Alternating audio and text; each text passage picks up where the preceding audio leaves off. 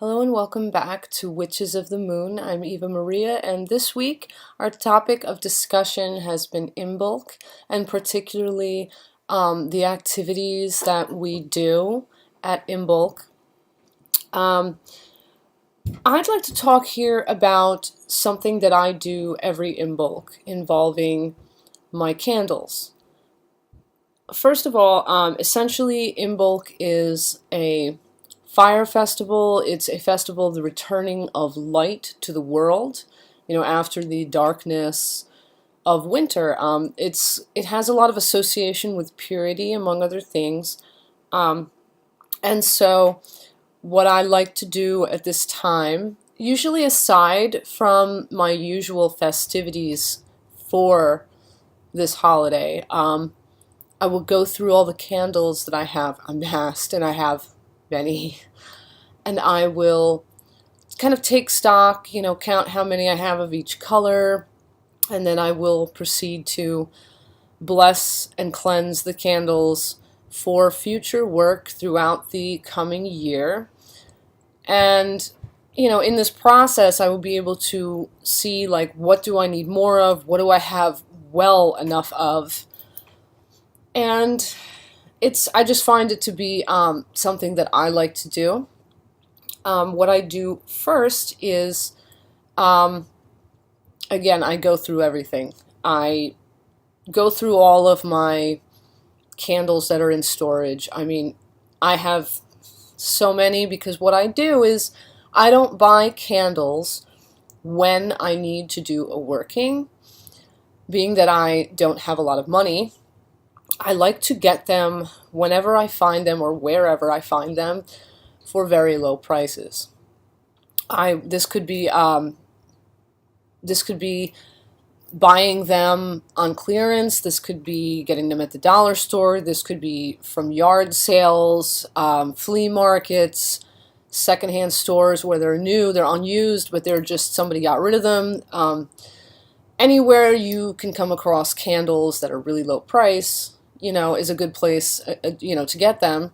And what I do is throughout the year, when I have a little bit of money here and there, if I come across some inexpensive candles, like for a really good deal, I will just buy, a few, and I'll add them to my stock, my store, even if I'm not doing active work at that time, or even if I'm not planning a particular working, I will just kind of gather them kind of as I go, and I'll keep them for when I need them. Well, at Imbolc, I like to take a moment to take sort of an inventory, see, like, okay, how much of each color do I have? Do I have like tons of red and no yellow, for example, or 2 yellow and like 5 orange, you know what I mean? Like, I'll go through, and first of all, I'll separate the colors, and I'll write down on a piece of paper like how many of each color I have. Then what I do is I'll proceed to actually cleanse and bless all the candles. And there's many ways you can do this. What I like to do is I like to sprinkle them with herbally infused water and pray over them.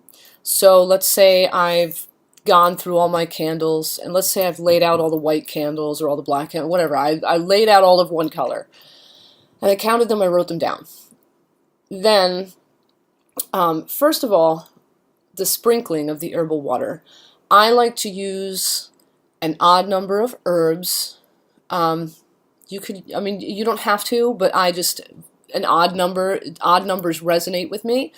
So I like to use either 1, 3, 5, 7, 9, or 13 herbs. I like to keep it on a lower scale. I usually like about 3, but even just 1 is okay.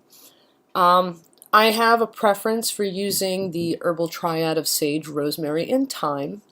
So what I'll do is, before I even start this process, I'll prepare the herbal water in advance.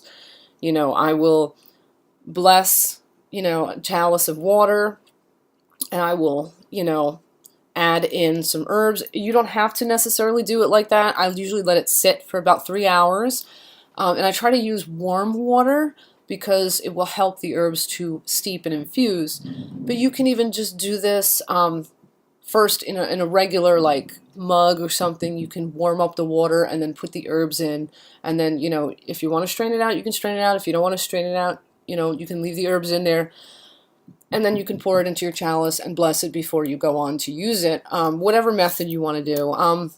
If you don't, let's say, have a lot of herbs, even kitchen spices, if you just don't have really a lot of that, you can even just do salt and water.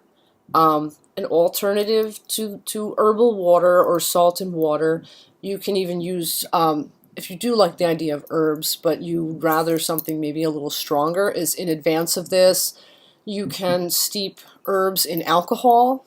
I sometimes like to use, like on occasion, sometimes I'll use cleansing herbs and blessing herbs steeped in wintergreen alcohol because I like the smell, and I'll try to choose herbs with aromas that kind of go with that minty wintergreen scent.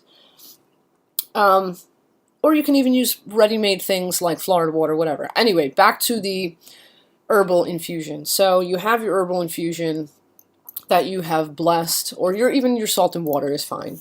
You have whatever you're going to use to sprinkle. You blessed it in advance. So you've gathered your candles up. You've counted out a color. Let's say one of your colors. I like to do each color one at a time. You've taken stock. You've written down how many you have. Then what I like to do is I sprinkle the candles that are laying out before me, and then I put my hands out over them. You don't necessarily have to touch every single candle, but like I will lay my hands over them kind of like this. I'll hold them out, and I will usually close my eyes and visualize light, blessings, you know, positive energy, you know, purifying energy, you know, from the universe, from the divine, moving through me, out of my hands, and onto and into each candle, you know, just in general. Like I'll just see the white light or the positive energy pouring out into the candles, and I will usually pray something along the lines of, you know, in the name of divinity, in the name of all holiness, all holy powers, you know, let these candles be cleansed, purified, blessed for the purposes, you know, that they will later on be, you know, utilized for. May these candles be, you know, cleared out and, you know, made ready for any future work in the name of the divine, or something like that. And then when I'm done with that one color, you know, I've counted it, written down how many, sprinkled it with the blessed, you know, water that I have prepared and charged in advance. I have prayed over them, visualized that energy going into them. Then when I'm all done with that, you know, I'll say like something along the lines of, you know, so mote it be, you know, and Ashe, you know, or Amen, whatever you feel resonates with you. Some statement of what's the word I'm looking for? Some statement of sort of affirmation and sort of finalization of your intent. You know, like I will state something like that, and then I will proceed to wrap up or pack up the candles. Being that they're all the same color, because you're working with one color at a time, I'm assuming you work the same way as I do. You don't have to necessarily wrap each individual one. You can if you want to, but you know, you kind of like, you pack them up, and then you put that box or whatever you put them into, you put that aside. Then you move to the next color, and you continue on with the counting, the sprinkling, the visualizing, the praying, whatever.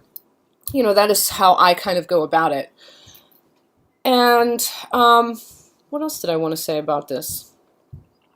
Sometimes, too, when I'm all done with all the colors, I have a big chest, and what I do is I use shoe boxes to separate all the candles, and I label the boxes so that when I need to go into the chest and find a certain color, I just open up the lid, and I look in there, I find the box marked, let's say whatever color, let's say if it's orange, I'll look for the box marked orange, and I'll be like, okay, you know, go in there, take out the candle I need. Well, when I put them into the shoe boxes and into the chest, sometimes when I close the chest and before I, you know, end all that I'm doing with that blessing of the candles, I will lay my hands onto the chest as well. And I will bless the chest and all of its contents one more time, you know, with visualization and prayer, and so on and so forth. And then the only thing really left to do, now that you have that piece of paper where you wrote down as you counted all your colors as you were going, you can kind of assess out of all of the colors, like what do you have more of, what do you have less of, what colors are missing.